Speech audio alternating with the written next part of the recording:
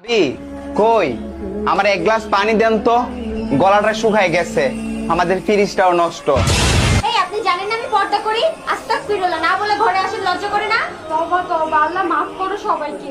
আরে আমার ভাই একটু পানি চাইছে, পানি দিলে কি হয়? পানি দাও। ঠিক আছে আমি পানি দিয়ে দিচ্ছি, আপনি ওই দরজার সামনে যেয়ে দাঁড়ান।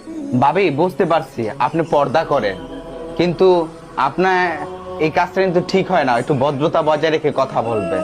আল্লাহ পাক আপনাকে হেদায়েত দান করুক, আমিন। তুমি বাজার করে আনো। ওকে, তাহলে তুমি থাকো, আমি গেলাম। হ্যাঁ,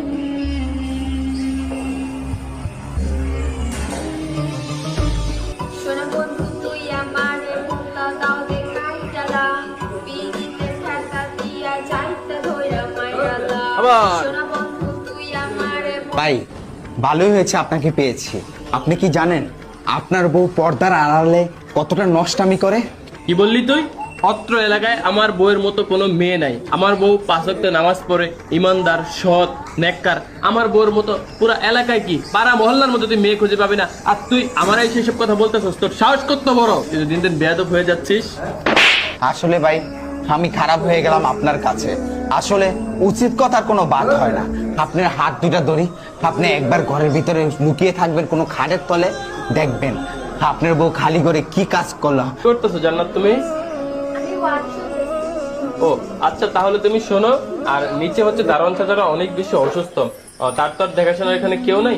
আমি গিয়ে তাকে একটু ওষুধ খাইয়ে দিয়ে আসি। হ্যাঁ, থাকো তুমি। এই সুযোগে আমি একটা টিকটক করে নিই। আপনারা বুকে হাত দিয়ে গর্ব করতেন যে আপনার বউ নাকি ফরেস্টগার, এই গ্রামের মধ্যে একমাত্র পর্দাশীল নারী, এইটাই মুমিন সাহেব, এইটাই আপনার বউ। আপনি কথা বলেন। আমার এভাবে পড়ে থাকলে হবে না, এইটার বিরুদ্ধে একটা ব্যবস্থা নিতেই হবে। একটা লোক আমাকে কমেন্ট করছে আমি নাকি অনেক সুন্দর, cute. Thank you so much, thank you. ভাবি আমার একটু টিকটকে ফলো দেন না, অনেকদিন ধরে আপনার টিকটক ভিডিও দেখতাছি। বায়ো তো ফরেস্টগার ব্যক্তিগত আপনারে, আপনি বায়োটার হলেও একটু টিকটক করেন, মনে শান্তি পাইবো। এই আপনার বউ পর্দাশীল, এই যে আসল রূপ ধরা পড়েছে। নাউজুবিল্লাহ, আস্তাগফিরুল্লাহ।